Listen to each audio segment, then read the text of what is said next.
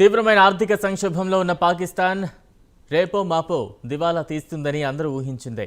అయితే పాకిస్తాన్ రక్షణ మంత్రి ఖ్వాజా ఆసిఫ్ మాత్రం పాకిస్తాన్ ఎప్పుడో దివాలా తీసిందన్న చేదు నిజాన్ని గత శనివారం నాడు బహిరంగపరిచారు.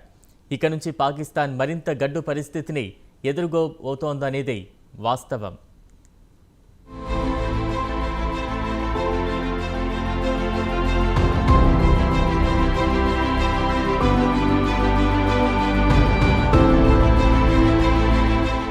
తీవ్రమైన ఆర్థిక సంక్షోభంలో ఉన్న పాకిస్తాన్ త్వరలోనే దివాలా తీయనుందనే వార్తలొస్తున్నాయి. అయితే ఇప్పటికే తమ దేశం దివాలా తీసేసిందంటూ ఆ దేశ రక్షణ మంత్రి ఖ్వాజా ఆసిఫ్ సంచలన వ్యాఖ్యలు చేశారు. ప్రస్తుతం దివాలా తీసిన పాకిస్తాన్లోనే మనమంతా బ్రతుకుతున్నామని పేర్కొన్నారు. ఈ పరిస్థితికి దేశ రాజకీయాలు, సైనిక, పరిపాలన వ్యవస్థలే కారణమని నెపాన్ని వారిపై నెట్టేశారు.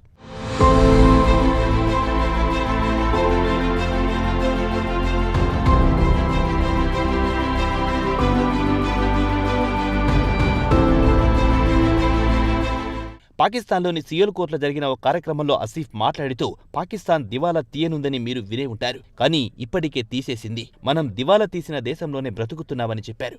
అంతర్జాతీయ ద్రవ్యనిధి IMFను బ్రతిమారడం వల్ల పాక్కు ప్రయోజనం లేదని పాక్ రక్షణ మంత్రి అన్నారు.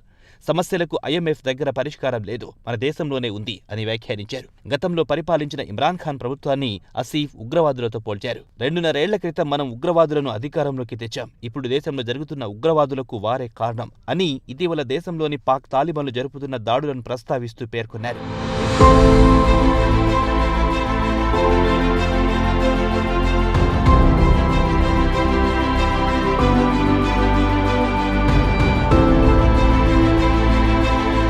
దేశాన్ని దివాలా నుంచి బయటికి తీయడానికి ఆయన కొన్ని సలహాలు, సూచనలు కూడా ఇచ్చారు.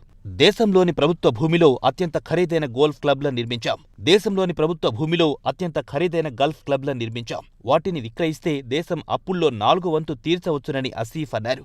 తాను 33 సంవత్సరాలుగా పార్లమెంట్ సభ్యుడిగా ఉన్నాను అన్నారు. ఈ 33 ఏళ్లలో 32 సంవత్సరాల పాటు రాజకీయాలు దిగజారిపోయాయని అన్నారు.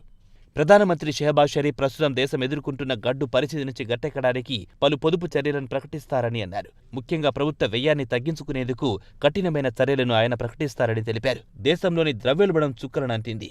ఈ వారం ద్రవ్యోల్బణం గతంలో ఎన్నడూ లేని విధంగా 40% ఎగబాకింది. నిత్యావసర ధరలు సామాన్యుడికి అందుబాటులో లేకుండా పోయాయి. ఈ రోజు ఉన్న ధరలు రేపుండడం లేదు. కాగా గత కొన్ని వారాల నుంచి ప్రభుత్వం ద్రవ్యోల్బణాన్ని అదుపు చేయడానికి కట్టుదిట్టమైన చర్యలు తీసుకుంటున్నా పెద్దగా ప్రభావం చూపించలేకపోయింది.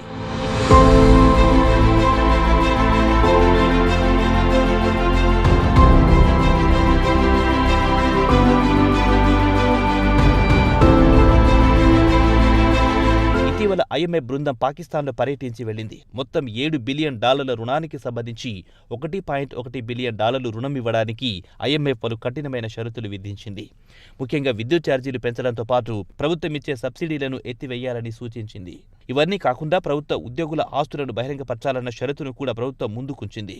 IMF బృందం అటు వెళ్లగానే పాకిస్తాన్ ప్రభుత్వం ఏకంగా 17,000 కోట్ల రూపాయల పన్నును ప్రజలపై మోపింది.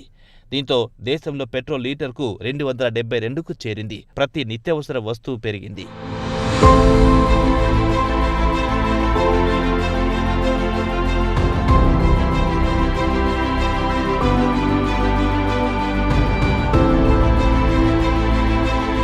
ఇదిలా ఉండగా IMF విధించిన షరతులను ఆర్థిక మంత్రి ఇషాక్ దార్తో పాటు ప్రధానమంత్రి షెహబాజ్ షరీఫ్లు అన్నింటినీ అంగీకరించారు. దేశంలోని నిత్యావసర సరుకుల ధరలు అమాంతం పెరిగిపోయాయి. సామాన్యుడికి బ్రతుకు భారమయ్యింది.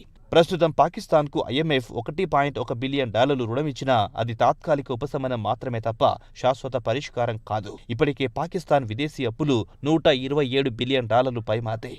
ఇంత భారీ మొత్తంలో రుణాలు తీర్చడం పాకిస్తాన్తో అయ్యే పని కాదు. మొత్తానికి రేపో మాపో దివాలా తీస్తుందన్న విషయాన్ని రక్షణ మంత్రి ఖ్వాజా ఆసిఫ్ కుండబద్దలు కొట్టినట్టుగా బహిరంగంగా చెప్పేసి ముసుగు తీసేశారు. ఇక షెహబాజ్ షరీఫ్ ప్రభుత్వం ఈ అగ్ని పరీక్ష నుంచి దేశాన్ని ఎలా గట్టెక్కిస్తారో వేచి చూడాల్సిందే.